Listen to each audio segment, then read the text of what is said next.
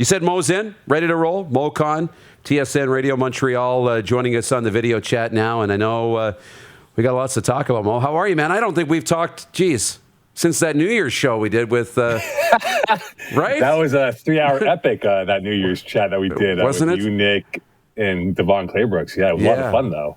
No kidding. It was awesome. Good to see you, my man. You're Always, on top man. of the world today, this morning. Not me. Habs Nation's on top of the world. I think there's a sense of relief that they got at least one game over the Maple Leafs in the first game. But, of course, now it opens up so many storylines for Game 2 on Saturday. And with no John Tavares for the foreseeable future, you wonder what the Leafs will do, whether or not Frederik Andersen will be in net over Jack Campbell. Campbell was not in practice this morning. So a lot more question marks about Toronto than Montreal going towards Game 2. Yeah, it's lots to unpack here. We'll get to the Tavares incident and the fight and everything like that, but your overall thoughts on the game. I mean, Paul Byron, an unbelievable goal. We talk about paths to victory, right? And similar to Winnipeg, Montreal's path to victory is Carey Price, right? And he was sensational last night. No question. I mean, look, if you were to rank the North goalies, I think Hellebuck would be 1, Price would be 2, Jake Allen would be 3 over the other ones left in the playoff race now. But there's no question, Carey Price, I mean, like, he's been up and down, very polarized in the last 3-4 years, given a lot of fans have been upset by the fact that he's not played well at times. And then when he does, the team doesn't do well on the ice. But yesterday was a perfect way of how it was, a low-scoring game. And again, that angst was building up, saying, would the Habs waste a performance from Carey Price that it was yesterday and lose that game to Toronto? But Carey kept them in the game, and this reminded me, Darren, of the game from 11 years ago when they played the Capitals in Game 7 of Round 1, where the similar late goal by Paul Byron in this situation as it was 11 years ago. And it felt like as the game progressed along, the Habs started to gain some confidence and belief that they can beat the Maple Leafs in Game 1. Yeah, I agree. Outstanding. Now, when it comes to the Habs and Dominic Ducharme, I mean, he's looking like a genius this morning. When you look at the lineup changes, we all wondered what he was doing with his lineup at times. Kasperi Kotkaniemi didn't play. Cole Caulfield didn't play. Fans wanted it. He's looking pretty good right now. I can't imagine he's going to tinker with this lineup. I don't think he will. And look, we know for Dominic Ducharme, it's still an interim label for him, and he has to earn this job, right? Him and Marc Bergevin, who's entering the final 13 months of his GM tenureship with the Habs, are looking for extensions or permanent stats for that moment. I think for Dom Ducharme, for what he did, and look, we talk about his lack of NHL coaching experience in the playoffs. Let's not forget, Sheldon Keefe only had 6 games. So there is a definite equalizer from the coaching perspective. And Dom can get that going in his favor for Game 2 with the line changes and making sure he's got the right guys on the ice for that moment. It will help a lot. But the biggest question mark, I think, for the Canadiens going towards Game 2, Darren, will be their power play. 3 times the delay of game call was administered against the Leafs, and they went 0-3 from that perspective. They need to hit on their special teams. If they don't do that, you're allowing Toronto a lifeline to come back, perhaps beat you in Game 2, going back to Montreal for 3 and 4 next week. It wasn't quite Nashville going 0-7 a couple of nights ago, but yeah, you got to make them pay, especially on penalties like that. Now, to the Tavares situation, Corey Perry, where do you sit it? I mean, it's a subject of our Capital Automall Universal Collision Center daily poll question is the fight, right, and where you sit on it. And the majority of our viewers are saying, that fight's not necessary. I don't think it's necessary. Social media doesn't think it's necessary. But, take us through how you were watching that whole situation unfold. I was scared for John Tavares. I mean, first of all, when the hit happened and he tried to get up, I said, and look, we follow sports closely. He was not the same person at that moment, right?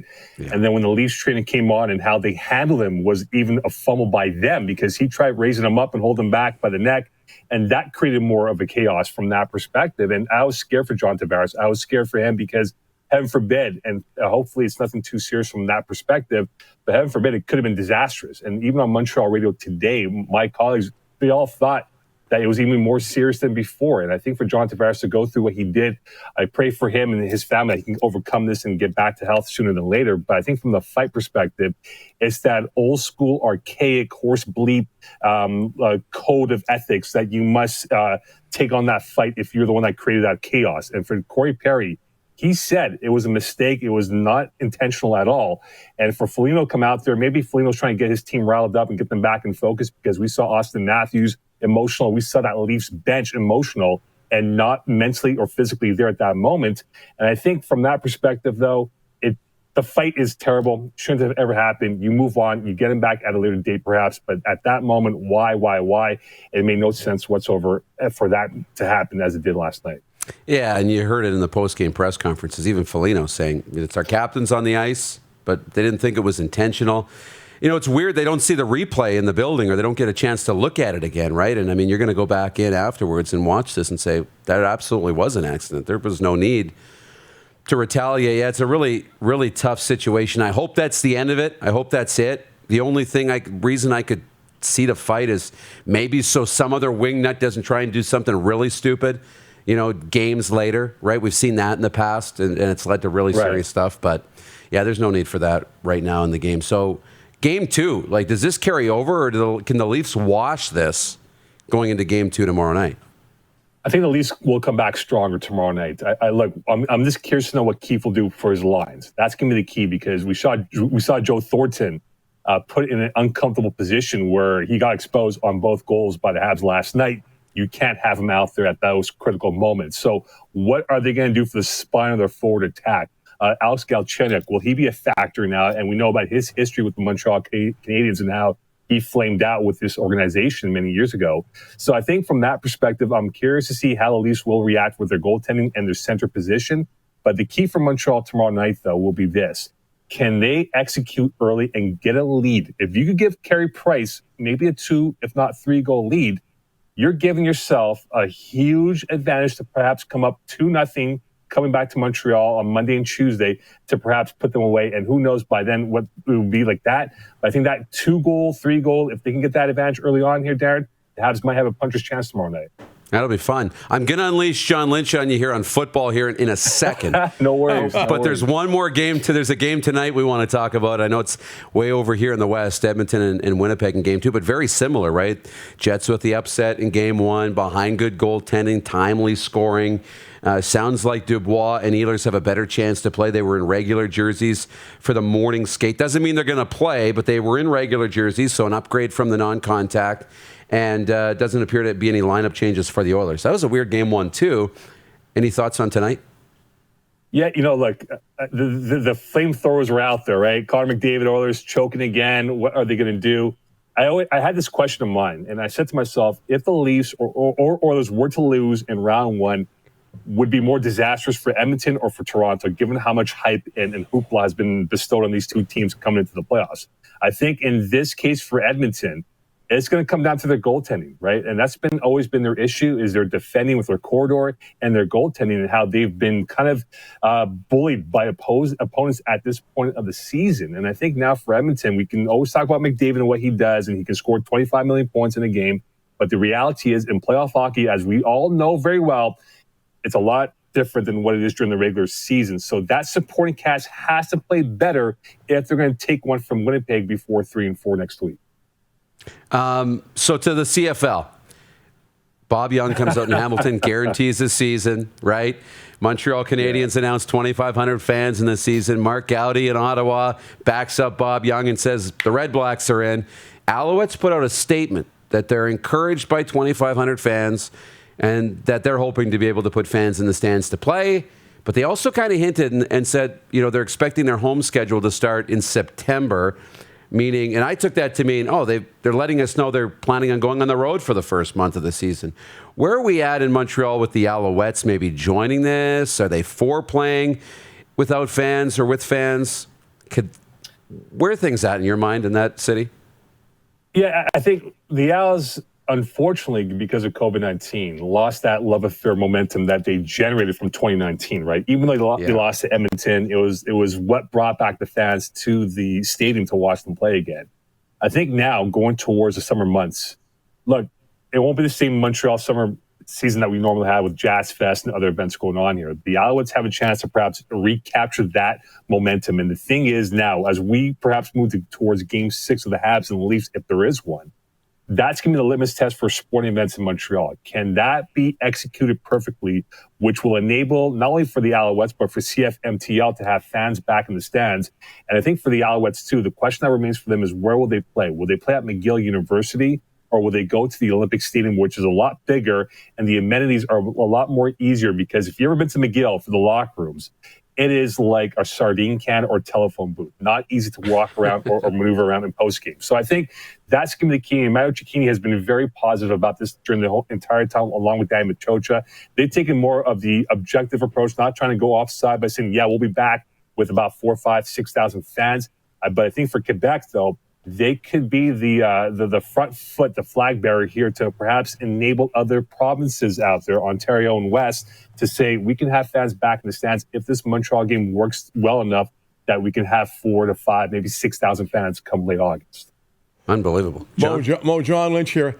How do you feel about things? Is it going to happen? I mean, you guys got to come back, I think, to make this league go, and otherwise we don't have a league. So a lot of people think we're going to start on August 5th, and we're going to go to training camp on July 1st. What about you guys? What do you think? Is your team going to be there? I would think they will be there because, the sense I'm getting from here is that their focus, Vernon Adams Jr. is expected to be back in the city, I think, within a few weeks from now. And guys are slowly coming back to Montreal. But of course, again, we're all in the same boat of whether or not it will happen. And from the sense I'm getting from a general perspective, July 10th is what people are expecting for a training camp date start for teams out there. Let's not forget, guys, we're now inside of 50 days plus or so, give or take, from that July 10th perhaps start. We don't have a schedule out yet. We don't know what the border will be like come early July. Hopefully, we'll be in a better shape for everyone to come over and have that COVID quarantine restriction eased up. But most importantly, though, a lot of the players in this, I spoke to one guy yesterday in a text conversation. He said, we still don't know what's going to happen. We don't know if we should come back to town yet. But we think by early to mid-June, we'll have a clear idea of when we are allowed to come back to our respective CFL cities. So there is that positive out there. But right now, we're still all in the unknown because no one has been communicating with the PA or anyone in general about what the direction will be for the CFL going towards these final 5 to 6 weeks before training camp begins. What sort of a team do you think the Alouettes would have or will have? I think, it's funny because if you remember that game against Edmonton, right, that East semifinal game, and Trevor Harris crushed the Alouettes front seven, right? And Danny Machocha made it a point to address the front seven to get himself a bunch of NASCAR-like football players that will crash and hit the quarterback at all costs. I think their offense will be fun. I think they have the depth now to work with. O-line has been worked out well enough to get themselves stronger. I'm curious to see under Barry Miles how this defense will react because, again, we have not seen them play football in almost 2 years. There's no quote-unquote team get-togethers via Zoom or not, if we don't know, to go over the playbook. But it's going to be the defense that I think will take a little bit more time to gel. But when you look at Hamilton, they're going to be the team to beat in the East. Toronto has loaded up with their expensive spending shopping spree they went on. I think Montreal can definitely compete with Toronto for number 2. And if perhaps they can steal a game or 2 from Hamilton, maybe they might get home field in the playoffs. But I think they're a strong number 2 in that East division going towards week 1. Glad to hear that. All right. Good stuff, Mo. Great catching up with you. Ben. Stay well, and let's not wait so long next time. Well, we can do a 3-hour episode with Nick Lewis again. If you want. That kind of 3 hours, though, is enough. It's like, I need some downtime, right? I get it. For sure. Good to see you. Moe Khan from TSN. Weekend, guys. Be good. You bet. TSN Radio in Montreal joining us on the video chat. You're watching Rod Pedersen On Demand. For more of The Rod Pedersen Show, visit rodpedersen.com or follow Rod Pedersen on social media.